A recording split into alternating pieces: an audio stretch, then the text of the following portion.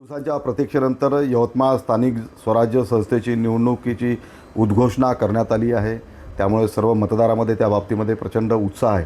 मागच्या वेळी जेव्हा निवडणूक झाली होती तेव्हा महाविकास आघाडीकडून शिवसेनेचे उमेदवार सन्माननीय दुष्यंत चतुर्वेदी हे निवडून आले होते.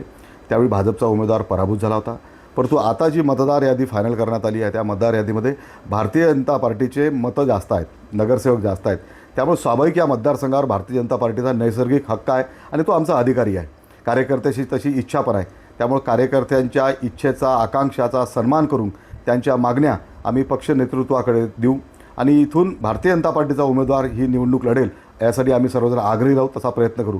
याही उपर पक्ष नेतृत्व प्रदेशाची जी समन्वय समिती आहे तो जो काही निर्णय घेईल तो आम्ही शिस्तप्रिय पक्षाचे कार्यकर्ते असल्यामुळे तो आमच्यावर बंधनकारक आणि बांधील राहील. प्रत्येक पक्षाला असं वाटणं साहजिक आहे की त्यांच्या पक्षाला ती उमेदवारी मिळावी.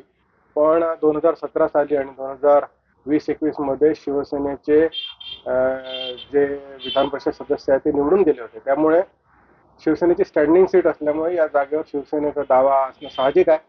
आणि आज जिल्ह्यामध्ये ज्या पद्धतीची शिवसेनेची वाटचाल चालू आहे, ज्या पद्धतीचे शिवसेनेचे नगरसेवक आहेत, त्या अनुषंगाने देखील शिवसेनेचा दावा मजबूत आहे. अर्थात या सर्व बाबतीत निर्णय हे महायुतीचे जे सर्व नेते आहेत, आमचे मुख्य नेते एकनाथरावजी शिंदे साहेब आहेत आणि महायुतीचे सर्व नेते बसून हे सर्व निर्णय घेणार आहेत. खरं पाहिलं तर इच्छुक हे आमचे जिल्ह्याचं जे नेतृत्व आहे आणि राज्याचे मृदा आणि जलसंधारण मंत्री आमदार संजय राठोड यांच्याकडे जवळपास 9 ते 10 लोकांनी आतापर्यंत निवडणूक लढण्याची इच्छा व्यक्त केली आहे.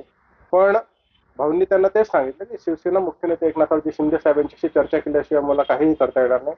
त्यांनी त्यांचे जे काही बायोडेटा किंवा अर्ज आहेत ते घेतले आहेत आणि सन्माननीय एकनाथरावजी शिंदे साहेब यांच्याशी चर्चा करून ते याच्यात पुढील निर्णय सन्माननीय शिंदे साहेब आणि महायुतीचे नेते घेणार आहेत. निवड काय समीकरण राहणार आहे, कशी एकतर्फी निवडणूक होणार?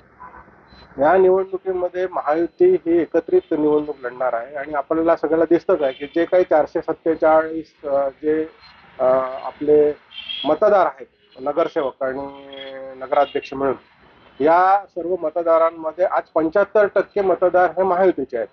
म्हणजे शिवसेना, त्यानंतर भारतीय जनता पार्टी आणि राष्ट्रवादी काँग्रेस अजित पवार यांचे जवळपास 75%च्या आसपास मतदार असल्यामुळे ही निवडणूक निश्चितच महायुती जिंकणार आहे आणि निवडणूक एकतर्फी होईल असेच वातावरण या जिल्ह्यामध्ये आहे. उमेदवार कोण राहील याचे सर्व अधिकार आमचे मुख्य नेते सन्माननीय एकनाथरावजी शिंदे साहेब यांच्याकडे असल्यामुळे त्या बाबतीत मी काही विचार प्रदर्शित करणे योग्य होणार नाही.